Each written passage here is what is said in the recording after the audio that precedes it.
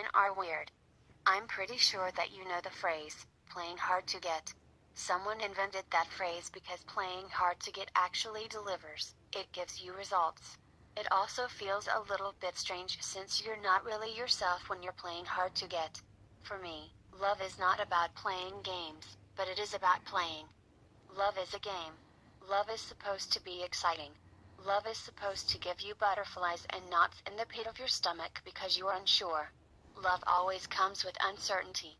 If you think back, and you think about all the men whom you've dated and met in your life, I'm willing to put my money on the fact that the men who you had the strongest attraction toward, from your side, were the men whom you were unsure about their feelings toward you.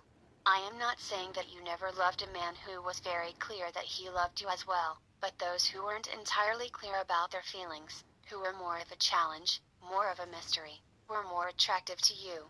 Am I correct? Remember, I'm always wrong, so please validate what I say. Check if you find examples of this statement in your own life. So you're attracted the most to the men whose feelings you aren't sure of. Well, the same applies for males. If you want a man to be more attracted to you, we need to add a little bit of uncertainty so the man can't always tell how you feel. This isn't really playing hard to get. We just add some mystery, some uncertainty, something he needs to work for.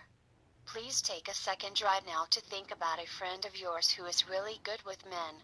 I don't know if you know someone like that, but if you know a woman who is really good with men, you'll see that she knows how to flirt. Flirting is a game. Good seducers know how to challenge a man. Challenge creates uncertainty and is a game. That friend probably knows how to tease a man. Teasing creates uncertainty and is a game. See? They really know how to use all those ingredients to create some attraction. They know how to play the game. Those women who are good with men often are naturals. Some women simply know what to do with a man. They started testing at an early age. They had success with trial and error, and they found their way. Some of them have actually studied how to attract and seduce a man, started playing with it, and became naturals. We can learn a lot from those naturals. I've been studying them for a couple of years already. They are really good with men, and you'll see they use a certain system that I'll explain later in this book. This chapter is called Men Are Weird because they are. Men are very different from women. That's the reason you love a man and not a woman if you are heterosexual. Most women try to apply their female logic when they're trying to understand a man. Of course, this doesn't work. Using a woman's rationale to explain a man's thinking will always make a man seem illogical. It makes him seem weird. There are a few reasons why men seem odd to women. First of all, a man is a strange creature because it is quite difficult to see what is going on in his head. The outside often doesn't say anything about the inside. He might seem very distant. It might look as if he doesn't care about something because he's silent, for instance. On the inside, maybe he's very nervous. A woman, however, loves her emotions, and she is quite easily going to show all of them. A man is going to try to hide them. There's another big difference between men and women. When you as a woman feel that something is wrong with a relationship that you are in, then you are probably going to try to make it work at first. Even if it takes some time, you are going to stick with it because you don't want to quit too fast, you want to give it a chance. A man is different. When a man has a certain click in his head and he sees that this relationship isn't really working out, he's not going to try to make it work. He's going to run away fast. That may seem weird. When a woman ends a relationship, she is usually pretty sure that it won't work out, simply because she's sure she tried it. When she's gone for good.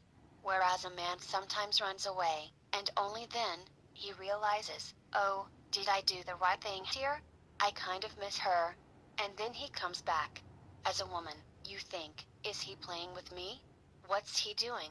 Have you ever had this happen to you, or do you know someone who was in this situation?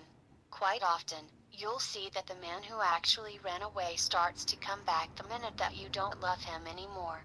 The minute that you find another guy in your life and are ready to forget him. Then, all of a sudden, he sees the light and he knows that he wants you back. Strange, right? We all want what we cannot have, and we all want what we cannot have anymore. That is a psychological fact. The Counting Crows once had a song that was something like, "Don't it always seem to go that you don't know what you got till it's gone?" Life is exactly like that, if you ask me. Another reason men are weird to women is because men are very afraid of their emotions. They are scared of feelings. As a child, a man is taught to be strong. He shouldn't show his emotions, especially when he has an uptight father, for instance. It is unmanly to do so. That creates two types of men, too nice or too mysterious. The first one is typically a man who missed out on expressing all his emotions when he was young, and became way too emotional when he grew up. That is the type of man who cries, who seeks your approval all the time, and who constantly asks you if you like him because he needs the reassurance. That is the type of man who gives you 700 compliments the first minute of the date. You know this type of guy because this is probably the guy you have already dumped. You might have thought that you should like that guy because he's so sweet and nice, but soon there is no attraction, is there? I'm pretty sure that the man you've broken up with came out of this category. They gave you some sort of pressure in the relationship, and they take away uncertainty. Might I be right? Try to think about a man who did this to you. He was way too sweet, too emotional, too nice. Because of that, you either couldn't fall in love with him, or you fell out of love with him. Men, of course, would have the same reaction. If you do all these things to a man, he's going to feel the same loss of attraction. He's going to run away, even if you seem to be everything he was looking for at first. Now the second type of man, the one who is too mysterious, doesn't like emotions whatsoever. He runs away from them. When he feels emotions, he tries to ignore them, and he definitely doesn't talk about them. Sometimes he has a bad mood, simply because he feels emotions and he doesn't like it. This is the type of guy who makes you wonder where you stand and where the relationship is going. Is this the type of guy you might be attracted to? You might think, I deserve better, or I need a guy who is clear to me, who shows me his emotions. This is the type of guy who is attractive, isn't it? You might find that strange, so did I in the past, but there's a reason behind all of this. In this type of male, you will find players, bad boys, and men who treat you badly, but they are not all bad. The right type of man who will actually treat you with respect is also in this exact category.